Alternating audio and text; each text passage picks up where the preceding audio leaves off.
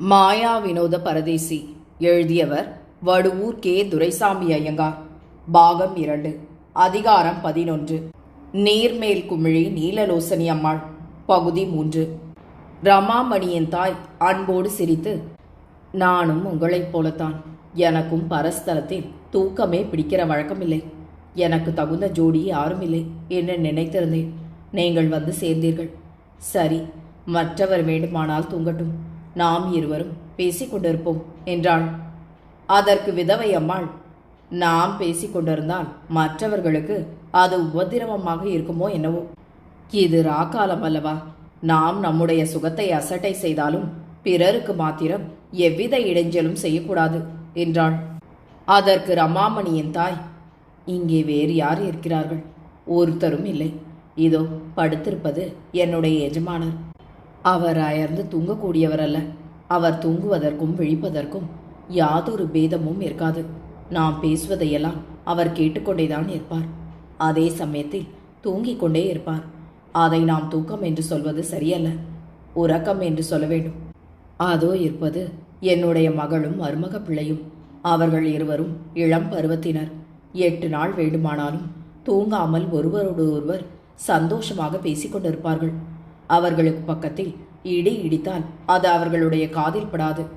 அவர்கள் தங்கள் ஜோலியை கவனித்துக் கொண்டு தங்கள் பாட்டிலேயே இருப்பார்கள். ஆகையால் நம்மால் யாருக்கும் உபதிரவம் உண்டாகப் போகிறதில்லை. எங்களைத் தவிர இந்த வண்டியில் வேறு அந்நியர் யாரும் இல்லை. ஏனம்மா, நீங்கள் இப்போது ஏறினீர்களே, அது எந்த ஊர் என்று வினவினாள். அதற்கு விதவை அம்மாள், அது சிதம்பரம் என்றாள். உடனே ரமாமணியின் தாய், நீங்கள் தனியாக போகிறீர்களே, உங்களுடைய சொந்த ஊரே சிதம்பரம் தானோ என்று வினவினாள். அதை கேட்ட விதவை அம்மாள், இல்லை இல்லை, சிதம்பரத்தில் நடராஜாவின் தரிசனத்திற்காக நான் வந்திருந்தேன். அங்கே 4-5 நாள் தங்கி சுவாமி தரிசனம் செய்து கொண்டு அங்கிருந்து பட்டணம் போகிறேன் என்றாள். அதற்கு ரமாமணியின் தாய், ஓஹோ அப்படியா, உங்களுடைய சொந்த ஊர் பட்டணம் போல் இருக்கிறது என்றாள். அதை கேட்ட விதவை அம்மாள், இல்லை இல்லை, என்னுடைய சொந்த ஊர் பட்டணம் அல்ல. தெற்கே திருவரங்கம் என்ற ஒரு ஊர் இருக்கிறதாக நீங்கள் கேள்வியுற்றிருக்கலாம். அதை அடுத்தாற்போல நீர்மேல் குமிழி என்று ஒரு சிறிய கிராமம் இருக்கிறது. அதுதான் என்னுடைய சொந்த ஸ்தலம். நான் புண்ணிய ஸ்தலங்களை சுற்றி பார்த்து சுவாமி தரிசனம் செய்து கொண்டே யாத்திரை போகிறேன் என்றாள். அதை கேட்ட ரமாமணியின் தாய், இப்போது நேராக பட்டணம் போகிறீர்களா அல்லது வேறு ஏதாவது ஊருக்கு போகிறீர்களா என்று கேட்டாள். அதற்கு விதவை அம்மாள், நேராக பட்டணம் போய் அந்த ஊரில் சில தினங்கள் தங்கி அதற்கு பக்கத்தில் உள்ள திருமயிலை கஷேத்திரம், திருவொற்றியூரில் பட்டணத்து பிள்ளையார் அடக்கமான இடம், திருத்தணிகை முதலிய புண்ணிய ஸ்தலங்களை எல்லாம் தரிசித்துக் கொண்டு அரக்கோணம் மார்க்கமாய் திருவண்ணாமலைக்கு போய்விட்டு திரும்பலாம் என்று உத்தேசித்திருக்கிறேன் என்றாள். அதற்கு ரமாமணியின் தாய், ஓஹோ அப்படியா, உங்களை பார்த்தால் பெரிய மனுஷாள் போல இருக்கிறது.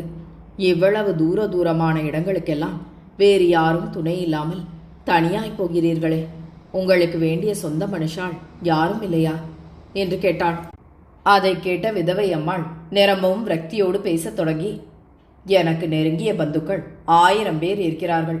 எனக்கு பிறகு என்னுடைய சொத்து சுதந்திரங்களை எல்லாம் அவர்கள் அடையக்கூடியவர்களே அன்றி என்னுடைய ஜீவிய காலத்தில் எனக்கு உதவி செய்யக்கூடிய சொந்தக்காரர் எனக்கு ஒருவரும் இல்லை. கடவுளால் சிருஷ்டிக்கப்பட்ட எவ்வளவு பெரிய உலகில் பிறருடைய கஷ்டங்களையும் விசனங்களையும் தம்முடையவையாக எண்ணி இறங்கக்கூடிய புண்ணிய ஆத்மாக்கள் எந்த இடத்திலும் இருக்கிறார்கள், எந்த ஊரிலும் இருக்கிறார்கள். வழிப்பறி நடத்தும் கள்வருடைய கும்பலில் கூட நீதி நெறி தவறாமல் நடக்கும் யோகியன் ஒருத்தர் இருப்பான். மகா கொடிய அரக்கர்களான ராவணன், கும்பகர்ணன் முதலியோர் ராஜ்யபாரம் செய்த மகா பயங்கரமான தேசத்தில் நடுநிலை தவறாத புண்ணியவானான விபீஷணன் ஒருத்தன் இருந்தான் அல்லவா? நம்முடைய தேசத்தில் எப்படி புண்ணிய கஷேத்திரங்கள் எங்கு பார்த்தாலும் நிறைந்திருக்கின்றனவோ அதுபோல பரோபகார சிந்தை வாய்ந்த புண்ணிய ஆத்மாக்களும் எங்கே பார்த்தாலும் ஏராளமாக நிறைந்திருக்கிறார்கள். அவர்கள்தான் என்னுடைய நெருங்கிய பந்துக்கள். அவர்கள் செய்யும் உதவியில் 1000ல் 1 பங்கு கூட சொந்தக்காரர்கள் செய்ய மாட்டார்கள். நம்மிடம் பணம் இருந்தால் அதை எப்படி அபகரிக்கலாம் என்று சொந்தக்காரர்கள் சதி ஆலோசனை செய்வார்கள். எனக்கு எப்போதும் சிநேகிதர்களும் வழிபோக்கர்களும் தான் உதவி செய்கிறார்கள். சொந்தக்காரர்கள் என்னை கொன்றுவிட்டு என்னுடைய சொத்துக்களை எல்லாம் அபகரிக்க வழி தேடுகிறார்கள். ஆகையால் நான் சொந்தக்காரர்களுக்கு மத்தியில் இருப்பதை விட்டு இப்படி தேச யாத்திரை புறப்பட்டு விட்டேன். இப்போது நீங்கள் தான் இருக்கிறீர்கள். உங்களுக்கும் எனக்கும் இதற்கு முன் பழக்கமில்லை. இப்போது எனக்கு ஏதாவது துன்பம் நேரிட்டால் நீங்கள் என்னை கைவிட்டு விடுவீர்களா? அல்லது நான் பசியினால் துன்பப்படுகிறேன் என்றால் எனக்கு ஒரு கவளம் அன்னம் கொடுக்க மாட்டீர்களா? இது போலவே நான் எங்கே போனாலும் நல்ல மனிதர்களின் சங்கமமே எனக்கு ஏற்படுகிறது. ஆகையால் நமக்கு வேறு யாரும் துணை இல்லையே என்ற எண்ணமாவது குறையாவது எனக்கு இருந்ததே இல்லை. எல்லா ஜனங்களையும் தெய்வம் காப்பாற்றுகிறது என்பது உங்களுக்கு தெரியாத விஷயமல்ல. தெய்வம் நேரில் வந்து ஒவ்வொருவரையும் காப்பாற்றாமல் ஒரு மனிதரை கொண்டே இன்னொரு மனிதரை காப்பாற்றுகிறது. நம்மை காப்பாற்ற நம்முடைய சொந்தக்காரர்கள் தான் நம்மோடு கூட வர வேண்டும் என்ற அவசியமே இல்லை அல்லவா? உலகில் உள்ள நல்ல மனிதர்கள் எல்லோரும் ஒருவருக்கொருவர் அந்யோன்ய பாவம் உள்ள நெருங்கிய பந்துக்களே. அவர்கள் எல்லோரும் தனியான ஒரு பெரிய குடும்பத்தை சேர்ந்த பந்துக்கள். ஜீவ காருண்யம் என்ற பாந்தவியத்தை விட மேலான வேறு பாந்தவியம் இந்த உலகில் இருக்கிறதா என்றாள். அதற்கு ரமாமணியின் தாய், ஆமம்மா, நீங்கள் சொல்வது நிஜமான வார்த்தை. சொந்தக்காரர்களை விட அந்நியர்கள்தான் நம் விஷயத்தில் அதிகமாக இறங்கி உதவி செய்கிறார்கள் என்பது தெரிந்த விஷயம்தானே. இருந்தாலும் நம்முடைய அஞ்ஞானம் போகிறதா? யாராவது நம்முடைய சொந்தக்காரர் கூட இருக்க வேண்டும் என்று நம்முடைய மனம் எண்ணுகிறதே ஒழிய அங்கங்கே பரோபகாரிகள் இருப்பார்கள் என்று நினைத்து துணிந்து நாம் வெளியில் புறப்பட்டு விடுகிறதில்லை. இருந்தாலும் நீங்கள் நிரம்பவும் துணிந்துதான் தனியாக பிரயாணம் செய்கிறீர்கள். நீங்கள் சொல்வதை பார்த்தால் உங்களுக்கு பிள்ளை குட்டிகள் யாரும் இல்லை என்றே நினைக்க வேண்டியிருக்கிறது என்றாள். அதற்கு விதவை அம்மாள், எனக்கு பிள்ளையும் இல்லை குட்டியும் இல்லை. அந்த ஒரு குறையைத்தான் எனக்கு கடவுள் வைத்துவிட்டார். எனக்கு வேறு யாதொரு குறையும் இல்லை. நான் சொன்ன நீர்மேல் குமிழி என்ற கிராமத்தில் என்னுடைய எஜமானர் தான் முதன்மையான மிராஸ்தார். எங்களுக்கு 3 போக நஞ்சை நிலம் 50 வேலி இருக்கிறது. 3 கட்டுக்களும் 2 உப்பரிகைகளும் உடைய பெரிய மாளிகை ஒன்று இருக்கிறது.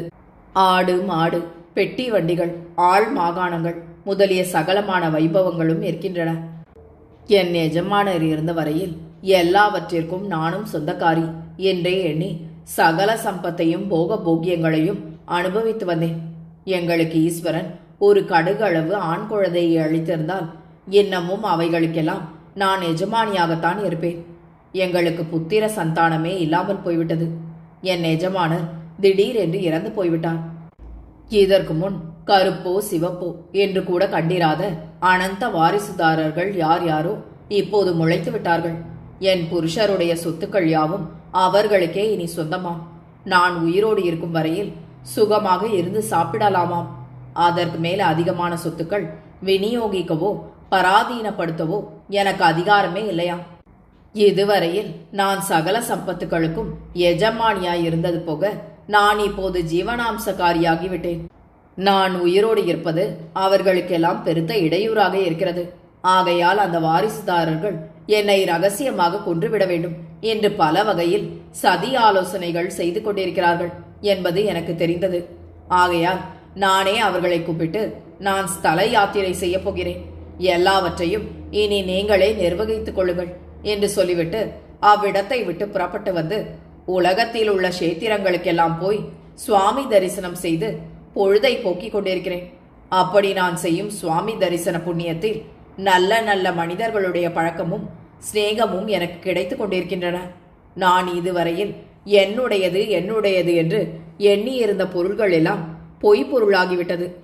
இப்போது கிடைக்கும் கடவுள் தரிசனம் நல்லோர் இணக்கம் ஆகிய இரண்டும் இம்மையிலும் பயன் தருவதோடு மறுமைக்கும் உதவக்கூடிய மெய்ப்பொருளாக இருக்கின்றன என்பதை நான் நிதர்சனமாக காண்கிறேன். எனக்கு பிள்ளை குட்டிகள் பிறந்திருந்தால் அவரிடத்தில் உள்ள பாசமும் சொத்துக்கள் பிறரிடம் போகாமல் நம்மிடமே இருந்து மனசை கவருவதான சொந்தமும் ஒன்று கூடி என்னை இப்படிப்பட்ட பரிசுத்தமான மார்க்கத்திலே விட்டீரா. எங்களுக்கு புத்திர சந்தானம் இல்லாமல் போனதும் ஒரு பெருத்த நன்மைதான் என்று நான் இப்போது உறுதியாக எண்ணிவிட்டேன் என்றாள். அதற்கு ரமாமணியின் தாய், ஐயோ பாவம், உங்களுடைய வரலாற்றை ஏன் கேட்டோம் என்று இருக்கிறது. எப்பேற்பட்ட அபார சம்பத்தில் இருந்த உங்களுக்கு எப்படிப்பட்ட நிலைமை ஏற்பட்டிருக்கிறது. உங்களைப் போல சகலமான செல்வத்தையும் முன்பின் தெரியாத அயலாரிடம் மனதார ஒப்புவிக்க வேறு யாருக்கு மனம் வரும்? நீங்கள் மேலான மனப்போக்கு உடையவர்களாக இருக்கிறீர்கள். கடவுள் இனி உங்களுக்கு ஒரு குறைவையும் வைக்க மாட்டார்.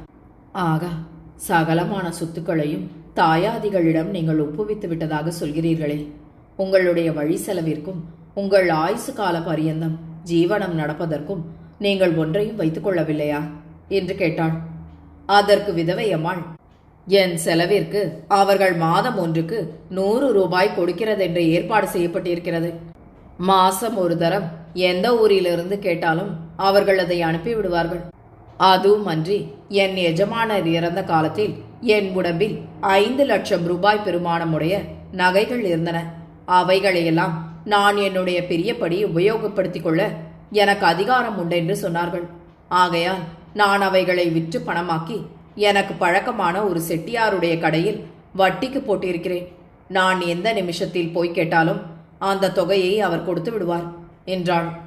அதை கேட்ட ரமாமணியின் தாய், போகட்டும், அவ்வளவாவது உங்களுக்கென்று வைத்துக் கொண்டிருக்கிறீர்களே, அது ஒரு விதமான ஆறுதல் தான். அது இருக்கட்டும், நீங்கள் தேச சஞ்சாரம் புறப்பட்டு எவ்வளவு காலமாகிறது என்று கேட்டாள். 3 மாச காலம் ஆகிறது என்றாள் விதவையம்மாள். உடனே ரமாமணியின் தாய், அடே அப்பா, 3 மாச காலமாக இப்படி ஊர் ஊராய் போய்க் கொண்டிருந்தால் உங்களுடைய உடம்பு என்னத்திற்காகும்? இன்னமும் எவ்வளவு காலம் வரையில் இப்படி நீங்கள் தேச சஞ்சாரம் செய்ய உத்தேசித்திருக்கிறீர்கள் என்று கேட்டாள். அதற்கு விதவையம்மாள், ஊர் ஊராய் போவதில் பலவித நன்மைகளும் முக்கியமாக ஆத்ம திருப்தியும் உண்டாகின்றன. ஆனாலும் இதுவரையில் சொகுசாகவும் மெலுக்காகவும் இருந்து எவ்வித சௌகரியமும் இல்லாமல் அலைந்து திரிவது தேகத்திற்கு பிரயாசையாகத்தான் இருக்கிறது. ஒவ்வொரு விதமான அரிசி, ஒவ்வொரு விதமான தண்ணீர், ஒவ்வொரு விதமான படுக்கை, ஒரு நாள் வெயில், ஒரு நாள் மழை, ஒரு நாள் வெப்பம், ஒரு நாள் குளிர், இப்படிப்பட்ட பல வகையான மாறுபாடுகளை மாறி மாறி உடம்புக்கு கொடுத்து கொண்டே இருப்பதால் உடம்பு பலவீனப்பட்டு போய்விட்டது. இனி நான் அதிகமாக அலைந்து கொண்டிருந்தால் வியாதியாய் விழுந்து விடுவேன் போல தோன்றுகிறது. ஆகையால் இனி அதிகமாக தேச சஞ்சாரம் செய்ய எனக்கு உத்தேசமில்லை. நான் பார்க்க எண்ணிய இடங்கள் எல்லாம் அநேகமாய் தீர்ந்து போய்விட்டன. நான் முன்னே சொன்னபடி பட்டணம், மயிலை, திருவெற்றியூர், திருத்தணிகை, திருவண்ணாமலை இந்த இடங்கள் மாத்திரம் பாக்கி இருக்கின்றன. அவைகளை பார்த்து கொண்டு திரும்பி வந்து ஓரிடத்தில் நிலையாக தங்க உத்தேசித்திருக்கிறேன் என்றாள். அதை கேட்ட ரமாமணியின் தாய், அதுதான் நல்ல காரியம், அப்படியே செய்யுங்கள். நம்முடைய எஜமானர் போய்விட்டார், சொத்து சுதந்திரங்கள் போய்விட்டன, நமக்கு உற்றார் உறவினர் இல்லை. இந்த உலகில் இனி என்ன பற்றி இருக்கிறது என்று நினைத்து யாராவது உயிரை விட்டுவிட முடியுமா? அவர்கள் வாங்கி வந்த விதியை தொலைத்து அவர்களுக்கு ஏற்பட்ட ஆயுசு காலம் வரையில் உலகத்தில் இருந்துதான் போக வேண்டும். இந்த உலகப்பற்று இல்லாதவருக்கு அந்த உலகப்பற்று என்று ஜனங்கள் சொல்வார்கள். அதுபோல நீங்கள் இனி உங்களுக்குள்ள மிகுதி ஆயுசு காலத்தை ஈஸ்வர பக்தியில் செலவிட்டால் அடுத்த ஜென்மத்திலாவது உங்களுக்கு சுகீர்த்தம் கிடைக்கும். ஆனால் நீங்கள் தேச யாத்திரை செய்த பிறகு உங்களுடைய சொந்த ஊரில்தானே போய் தங்க வேண்டும் என்று கேட்டாள். அதற்கு விதவை அம்மாள், இங்கிருந்து மறுபடி நான் அந்த ஊருக்கு தானா போக வேண்டும்? எனக்கினி அது சொந்த ஊர் அல்லவே அல்ல. என் மனசுக்கு எந்த ஊர் பிடிக்கிறதோ அதுதான் இனி எனக்கு சொந்த ஊர் என்றாள். அதை கேட்ட ரமாமணி அம்மாளின் தாய், ஆம், நீங்கள் இந்த 3 மாச காலமாய் யாத்திரை செய்கிறீர்களே, எந்த ஊரும் உங்கள் மனசுக்கு பிடிக்கவில்லையா? நீங்கள் எப்போதும் நிரந்தரமாக இருப்பதற்கு எந்த ஊரையாவது மனசில் குறிப்பிட்டு வைத்துக் கொண்டிருக்கிறீர்களா என்று கேட்டாள். அதற்கு விதவை அம்மாள், நான் இந்த 3 மாச காலத்தில் எத்தனையோ ஊர்களை பார்த்தேன். அநேக ஊர்கள் வாசத்திற்கு யோக்கியமானதாகத்தான் இருக்கின்றன. ஆனாலும் என் மனசுக்கு எதெதில் பிரியம் தெரியுமா? ஊர் காவிரி ஆற்றை அடுத்ததாக இருக்க வேண்டும். அந்த ஊர் பட்டிக்காடாக இருக்கக்கூடாது. அவ்விடத்தில் விஷ்ணு ஆலயம், சிவாலயம் முதலிய ஆலயங்கள் ஏராளமாக இருக்க வேண்டும். எப்போதும் மங்களகரமாக கோவில்களில் மேளமும் திருவிழாவும் சுவாமி புறப்பாடுமாக இருக்க வேண்டும். அதோடு ஜனங்களும் நம்முடைய பழைய பழக்க வழக்கங்களை அனுசரித்து சன்மார்க்கத்தில் ஒழுகுகிறவர்களாக இருக்க வேண்டும். விடிந்தெழுந்தால் காவிரியில் ஸ்நானம் செய்து கோவில்களுக்கு போய் சுவாமி தரிசனம் செய்து நல்ல வார்த்தைகளையே எப்போதும் காதால் கேட்டு நல்ல காரியங்களையே எப்போதும் செய்து என் வாழ்நாட்களை கடத்த வேண்டும் என்பது என்னுடைய உத்தேசம். அந்த அம்சங்கள் எல்லாம் பொருந்திய ஊர்கள் இதுவரையில் 2 தான் என் மனசில் பட்டன என்றாள். அவை எந்தெந்த ஊர் என்று கேட்டாள் ரமாமணியின் தாய். அதற்கு விதவை அம்மாள், ஒன்று திருச்சிராப்பள்ளி, இன்னொன்று கும்பகோணம் என்றாள். அதை கேட்ட ரமாமணியின் தாய், பேஷ் பேஷ், 2ம் நல்ல ஊர்தான். 2லும் காவிரி ஆறு போகிறது. 2லும் தேவாலயங்கள் ஏராளமாக இருக்கின்றன. அந்த 2 ஊர்களுள் எது சிரேஷ்டமானது என்பதை நீங்கள் நிச்சயிக்க வேண்டிய வேலை ஒன்றுதான் பாக்கி வைத்துக் கொண்டிருக்கிறீர்கள் போலிருக்கிறது என்றாள். அதற்கு விதவை அம்மாள், அந்த வேலையும் அநேகமாய் முடிந்து போன மாதிரிதான் என்றாள். ஓஹோ, அப்படியானால் 2ல் எந்த ஊரில் இருக்க முடிவு கட்டி இருக்கிறீர்கள் என்று கேட்டாள் ரமாமணியின் தாய். அதற்கு விதவை அம்மாள், முதலில் திருச்சிராப்பள்ளிதான் என் மனசுக்கு பிடித்தமாக தோன்றியது. ஏனென்றால் அந்த இடத்தில் காவிரி ஆற்றின் அழகு இவ்வளவென்று சொல்லி முடியாது. ஆனால் முக்கியமான ஒரு விஷயத்தில் அது எனக்கு பிடிக்கவில்லை. நான் ஒவ்வொரு நாளும் சிவாலயத்திற்கு போய் ஈஸ்வர தரிசனம் செய்ய வேண்டும் என்று ஒரு பிரதிஞ்ஞை செய்து கொண்டிருக்கிறேன். அந்த ஊரில் ஈஸ்வரன் மலையின் மேல் இருக்கிறார். ஒவ்வொரு நாளும் மலையின் மேல் ஏறி இறங்குவதற்கு என்னால் சாத்தியப்படாது. ஆகையால் நான் அந்த ஊர் ஆசையை விட்டுவிட்டேன். முடிவாக கும்பகோணத்தில் தான் இருக்க உத்தேசம். ஆனால் அதில் இன்னொரு முக்கியமான விஷயம் இருக்கிறது. அந்த ஊரில் நான் இருப்பதற்கு நல்ல ஜாகையும் பழகுவதற்கு நல்ல மனுஷாலும் வாய்க்க வேண்டும். அதை பற்றித்தான் இப்போது இரவு பகல் கடவுளை பஜித்துக் கொண்டே இருக்கிறேன் என்றாள். அதை கேட்ட ரமாமணியின் தாய், நல்ல மனுஷாளுக்கு அவர்களுடைய கோரிக்கையின்படியேதான் எல்லா காரியமும் கைகூடும். உங்களுடைய பணத்தை எறிந்தால் நல்ல ஜாகைக்கு பஞ்சமா? வேண்டிய இடம் கிடைக்கும். அதோடு நாம் நல்லவர்களாக இருந்தால் துஷ்டர்கள் கூட நம்முடைய விஷயத்தில் நல்லவர்களாக நடந்து கொள்வார்கள். உங்களுடைய குணத்திற்கு நீங்கள் நல்லவர்களை தேடி அலைய வேண்டியதே இல்லை. அது இருக்கட்டும். இவ்வளவு தூரம் கேட்ட பிறகு உங்களுடைய பெயர் இன்னதென்று தெரிந்து கொள்ள என் மனம் ஆசைப்படுகிறது என்றாள். அதற்கு விதவை அம்மாள், என்னை நீலலோசனி அம்மாள் என்பார்கள். அதை கேட்ட ரமாமணியின் தாய், ஓஹோ, அப்படியா? ஆம், நீங்கள் ஒரு செட்டியாரிடம் 5 லட்சம் ரூபாய் பணம் கொடுத்து வைத்திருப்பதாக சொல்கிறீர்களே, அதை நீங்கள் அப்படியே தான் கடைசி வரையில் வட்டிக்கு விட்டு வைக்க உத்தேசித்திருக்கிறீர்களா? அவர் 100க்கு என்ன வட்டி கொடுக்கிறார் என்று கேட்டாள். அதற்கு விதவை அம்மாள், அது பெருத்த தொகை. அதுவுமன்றி அவருடைய அவசரத்துக்கென்று அவர் என்னிடம் கடன் வாங்கியிருந்தால் அவர் அதிக வட்டி கொடுப்பார். நான் என்னுடைய பணம் எங்கேயாவது தக்க இடத்தில் ஜாக்கிரதையாக இருக்க வேண்டும் என்று நானாகவே அவரிடம் கொடுத்து வைத்திருக்கிறேன். ஆனாலும் செட்டியார் நிரம்பும் யோகியமான மனிதர். ஆகையால் அவர் 100க்கு 1/4 வட்டி வீதம் அனுப்பி கொண்டு வருகிறார். அந்த பணத்தை நான் அவரிடத்திலேயே வைத்திருக்க உத்தேசிக்கவில்லை. நான் நிலையாக ஒரு ஊரில் தங்குகிற வரையில்தான் பணம் செட்டியாரிடம் இருக்கும். பிறகு நான் அதை வாங்கி என் கையில் ரொக்கமாக வைத்துக்கொண்டு தானம், தர்மம் முதலிய காரியங்களை ஏராளமாக செய்ய எண்ணுகிறேன். முக்கியமாக என்னை ஆயுசு கால பரியந்தம் வைத்து சாப்பாடு போட்டு யார் அன்பாக காப்பாற்றுகிறார்களோ அவர்களுக்கே அநேகமாய் அந்த தொகையில் பெரும்பாகத்தையும் கொடுத்துவிட உத்தேசித்திருக்கிறேன். அதை கருதிதான் எனக்கு நல்ல மனிதராக வேண்டும் என்று நான் சொன்னது. உடனே ரமாமணியின் தாய், ஓஹோ, அப்படியா? நீங்கள் நிரம்பும் தயாளமான எண்ணத்தை தான் வைத்துக் கொண்டிருக்கிறீர்கள். இப்படிப்பட்ட காருண்ய வள்ளல் இந்த உலகில் இந்த காலத்தில் இருப்பது அரிது. நீங்கள் மகா புண்ணியவதி என்பதை பற்றி கொஞ்சமும் சந்தேகமே இல்லை. உங்களுடைய தரிசனமும் பழக்கமும் எங்களுக்கு ஏற்பட்டது அதிர்ஷ்டவசம் என்றே நினைக்கிறேன். எங்களுடைய ஊரும் கும்பகோணம்தான். நீங்கள் எங்களுடைய ஊருக்கே வருவதை கேட்க எனக்கு அளவற்ற சந்தோஷம் உண்டாகிறது. உங்களை நான் அடிக்கடி அந்த ஊரில் பார்க்கும்படியான பாக்கியம் கிடைக்கும் அல்லவா என்றாள். விதவை அம்மாள் மிகுந்த வியப்போடு, ஓஹோ, அப்படியா சங்கதி? உங்கள் ஊரும் கும்பகோணமா? சரி சரி, நான் இனி கும்பகோணத்திற்கு போய் புதிய மனுஷாலை தேடி அலையாமல் இருக்கும் பொருட்டு கடவுள் என்னை இந்த வண்டிக்கு இழுத்து வந்து உங்களோடு பரிச்சயம் செய்து வைத்திருக்கிறார் போல இருக்கிறது. அவருடைய திருவிளையாடல்களின் தந்திரங்களை யார் அறிவார்? எங்கெங்கோ இருக்கும் மனிதர்களை எப்படியோ கொண்டு வந்து சேர்த்து என்னென்னவோ காரியங்களையெல்லாம் கூட்டி வைத்து விடுகிறார். ஆகா, கடவுளின் மகிமையே மகிமை. அப்படியா? நீங்கள் இருப்பது கும்பகோணமா? நல்லதாயிற்று. நீங்கள் கும்பகோணத்தில் எந்த தெருவில் இருப்பவர்கள் என்று கேட்டாள்.